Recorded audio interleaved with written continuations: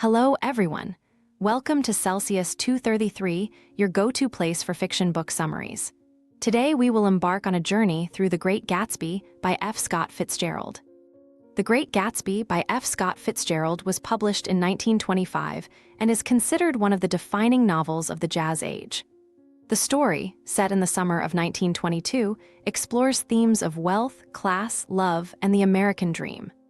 Narrated by Nick Carraway, it follows the enigmatic Jay Gatsby and his obsessive love for Daisy Buchanan.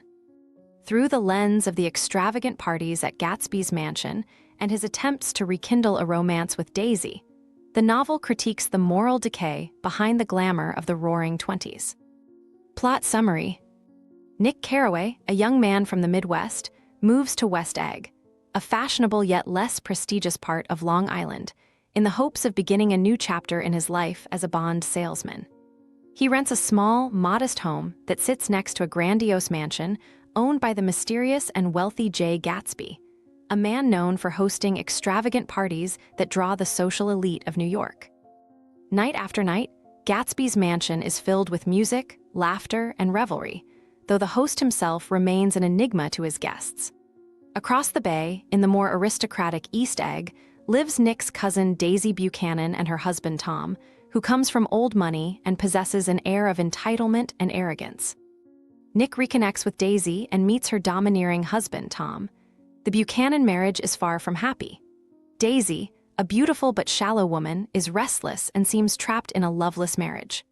Tom, on the other hand, is openly unfaithful, carrying on a brazen affair with Myrtle Wilson, the wife of a mechanic from the working-class Valley of Ashes, a bleak and desolate industrial area between West Egg and New York City. Despite his wealth and privilege, Tom embodies the moral decay that pervades the novel, careless in his actions and dismissive of the people around him. At Tom's insistence, Nick accompanies him to the Valley of Ashes, where he is introduced to Myrtle, Tom's mistress. Myrtle, dissatisfied with her life and her marriage to George Wilson, aspires to a world of wealth and luxury, and her relationship with Tom provides her a temporary escape from her dreary existence. Overlooking this desolate wasteland are the fading eyes of Dr. T.J. Eckelberg, a massive, weathered billboard that looms like a forgotten god, silently observing the moral decay and suffering below. However, the affair is built on inequality and selfishness, underscoring the broader theme of class divisions and the consequences of reckless behavior. One day, Nick receives a formal invitation to one of Gatsby's legendary parties, something rare among Gatsby's usual crowd of uninvited attendees. The party is a spectacle of excess, filled with celebrities, glittering lights, and endless alcohol, but Nick finds himself feeling out of place amidst the chaos. He soon meets Gatsby, a strikingly charismatic yet elusive figure, who confides in Nick that his wealth and social status are all part of an elaborate plan to win back Daisy, the woman he has loved since before the war. Gatsby's love for Daisy is obsessive and idealistic. It's revealed that the two had a brief but intense romance during World War I, but Daisy, unwilling to wait for Gatsby, married Tom instead.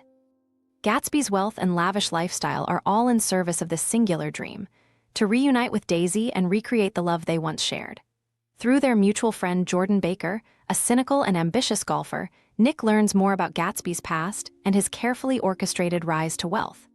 Gatsby asks Nick to arrange a reunion with Daisy, and Nick agrees. The reunion, held at Nick's small house, is awkward at first, but the connection between Gatsby and Daisy reignites. Gatsby believes that Daisy will leave Tom for him, convinced that their love can erase the years and transcend her marriage. As the summer progresses, the tension between Gatsby, Tom, and Daisy reaches a boiling point. During a sweltering afternoon in New York City, the group gathers at the Plaza Hotel, where Gatsby confronts Tom and demands that Daisy declare she never loved him. Tom retaliates by revealing the truth about Gatsby's criminal background, exposing the illegal dealings behind Gatsby's fortune. Caught between Gatsby's idealism and Tom's power, Daisy crumbles. She cannot bring herself to fully reject Tom or the life of comfort and security he provides, and Gatsby's dream begins to unravel. On the drive back to East Egg, Daisy, behind the wheel of Gatsby's car, accidentally strikes and kills Myrtle Wilson, who had run into the road after a heated argument with her husband. Daisy speeds away, leaving Gatsby to take the blame for the accident. Devastated by his wife's death, George Wilson, believing that the car belonged to Gatsby, seeks revenge. He tracks down Gatsby at his mansion and shoots him while Gatsby floats in his pool, his dream shattered and unfulfilled. George then turns the gun on himself. In the aftermath, Daisy and Tom retreat into their insulated world of wealth and privilege, abandoning Gatsby and the chaos they helped create. Nick is left to manage Gatsby's funeral, but few people show up. The lavish parties that once filled Gatsby's mansion are forgotten, and the people who once enjoyed his hospitality vanish, revealing the hollowness of the connections Gatsby had forged. Even Daisy, the woman Gatsby dedicated his life to, does not come to pay her respects. Disillusioned with the East Coast and the moral decay he witnessed, Nick returns to the Midwest, reflecting on the events of the summer and their broader implications. He comes to see Gatsby not just as a man consumed by love for Daisy, but as a symbol of the American dream itself. A dream of self-made success, of reinventing oneself, and of attaining an ideal that always seems within reach but is ultimately unattainable. Despite Gatsby's flaws and the illegal means by which he gained his fortune, Nick views him as the only truly genuine person he encountered in the East, a man who believed in something greater than himself, even as it led to his destruction. In the end, Nick stands on Gatsby's lawn one last time, staring at the green light across the bay, which once represented Gatsby's hope for a future with Daisy. Now, that light symbolizes the unattainable, the loss of innocence, and the crushing reality of dreams that can never be fulfilled. Gatsby's life and death serve as a poignant reflection on the illusions that drive people and the harsh truths that lie beneath the surface of the American dream. Hope you enjoyed that.